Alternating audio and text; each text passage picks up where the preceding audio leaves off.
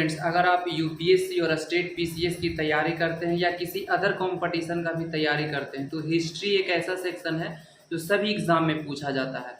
तो आज हम लोग हिस्ट्री के 20 क्वेश्चन को सोल्व करने वाले हैं और ये जो क्वेश्चन होगा पूर्वालोकन है ना, भारतीय इतिहास इसी बुक से कराएंगे जो कि और हमारा टॉपिक होगा यूरोपियों का आगमन। इसमें पूरा का पूरा हिस्ट्री के क्वेश्चन दिए गए हैं और जितने भी कंपटीशन की तैयारी करते हैं वो इस बुक को हमेशा बनाते हैं। बहुत ही इम्पोर्टेंट है ये बुक। तो आइए हम लोग क्वेश्चन को देखते हैं। यही हमारा बुक आप देख रहे हैं और जो आप बुक देख सकते हैं इस तरीके से सारा टॉपिक जो है यहाँ पे देखिए दिया गया है एक एक करके। प्राचीन भारत का इतिहास, फिर मध्यकालीन भारतीय इतिहास, टॉपिक वाइज दिया गया। मध्यकालीन भारतीय इतिहास में भारत पर मुस्लिम आक्रमण, दिल्ली सल्तनत, गुलाम वंश, खिलजी वंश, तुगलक वंश, लोदी वंश, विजयनगर साम्राज्य, इस तरीके से टॉपिक वाइज टॉपिक्स पूरे अच्छे तरीके से दिया गया है। आप जो भी टॉपिक आपका कंप्लीट होता है उस टॉपिक से आप ऐसे लगा सकते हैं। देखिए पूरा का पूरा इसमें हिस्ट्री का क्वेश्चन दिया गया है। तो हम लोग आज जो टॉपिक करेंगे आधुनिक भारतीय इतिहास, यूरोपियों का आगमन, और ये हमारा पहला क्वेश्चन है। तो ये पहला क्वेश्चन देख रहे हैं, वास्को डिगामा काली कट पर किस वर्ष में आया। ये क्वेश्चन देखिए पूछा गया छत्तीसगढ़ पीसीएस प्री 2004 में पूछा गया है। तो जो वास्को डिगामा था वो 1498 एडी में आया था। एडी इसीलिए लगा जाता है, ईसा मसीह के जन्म के बाद एडी लगता है और ईसा मसीह के जन्म के पहले बीसी लगता है। अभी 2021 चल रहा है तो एडी में चलेगा, है ना। तो ये तो आप जानते ही होंगे।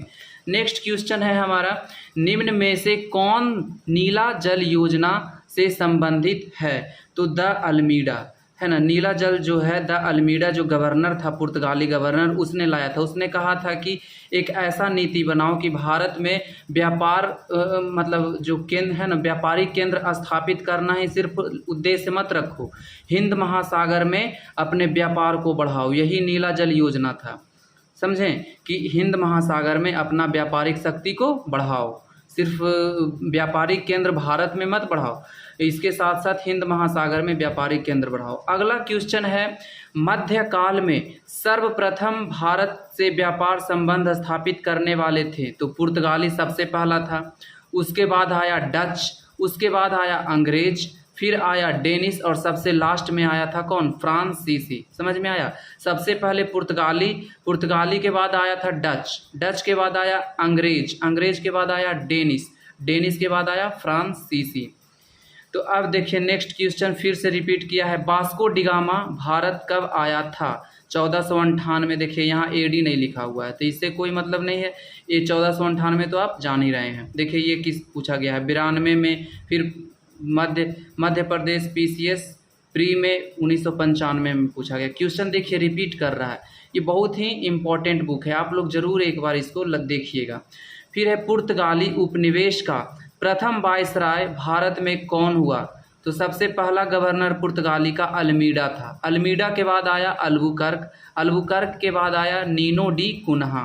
समझ में आया। सबसे पहला कौन था, अल्मीडा ने ही ब्लू वाटर पॉलिसी लाया था। उसने कहा कि हिंद महासागर में अपना व्यापारिक शक्ति को बढ़ाओ।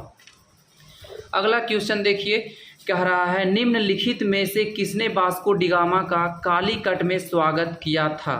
तो जमोरिन शासक हुआ करता था केरल का, उसी ने वास्को डिगामा को क्या किया था, स्वागत किया था।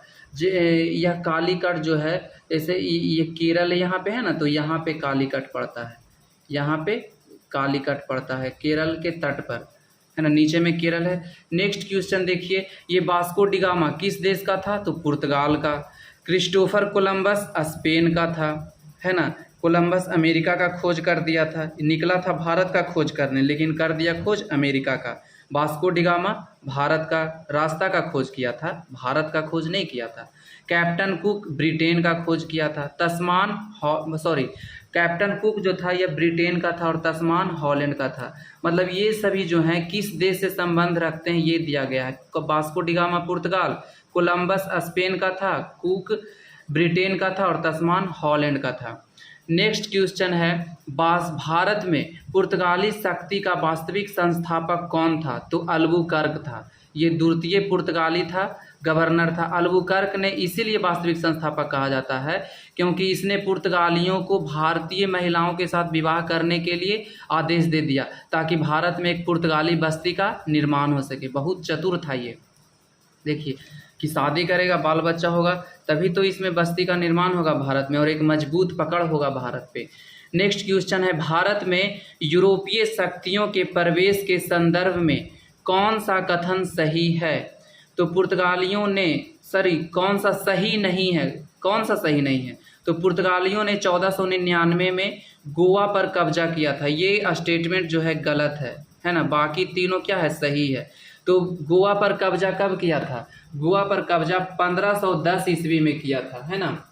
अल्बुकर्क जो द्वितीय पुर्तगाली गवर्नर था, उसने गोवा के शासक यूसुफ आदिल शाह को पराजित कर दिया और 1510 में गोवा पर कब्जा कर लिया।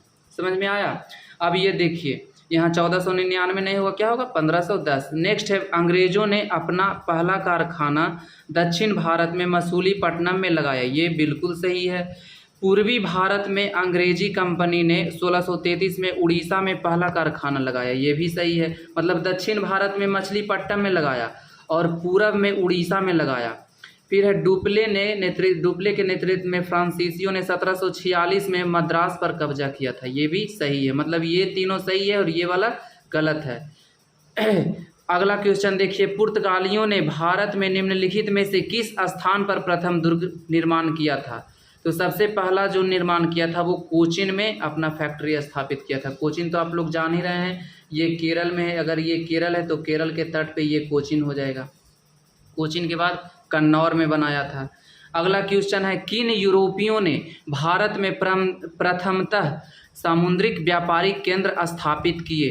पुर्तगाली। सबसे पहले पुर्तगाली आया तो पुर्तगाली ना करेगा, ये तो कॉमन सी बात है। पुर्तगाली के बाद आया डच के बाद अंग्रेज के बाद डेनिश, फिर फ्रांसीसी। नेक्स्ट क्वेश्चन देखिए, बंगाल की निम्नलिखित फैक्ट्रियों में से एक जो पुर्तगालियों द्वारा स्थापित की गई थी वह थी हुगली, है ना। पुर्तगाली ने बंगाल में कौन सा फैक्ट्री स्थापित किया था? हुगली में किया था। और इसी हुगली का प्रयोग बंगाल की खाड़ी में लूटपाट के लिए करता था। ये बहुत बड़ा, देखिए कितना ही हरामी है पुर्तगाली, मतलब लूटपाट पे भी उतर आया। वेस्ट बंगाल में जो हुगली का केंद्र था, इससे वहाँ लूटपाट करता था बंगाल की खाड़ी में। अगला क्वेश्चन देखिए, पौंडीचेरी, वर्तमान में उसका नाम पुडुचेरी है, के संदर्भ में निम्नलिखित कथनों पर विचार कीजिए। तो पौंडीचेरी पर कब्जा करने वाली पहली यूरोपीय शक्ति पुर्तगाली थे। बिल्कुल सही है ना। पौंडीचेरी पर सबसे पहले कब्जा कौन किया था? पुर्तगाली किया था। पुर्तगाली के बाद कौन किया? डच।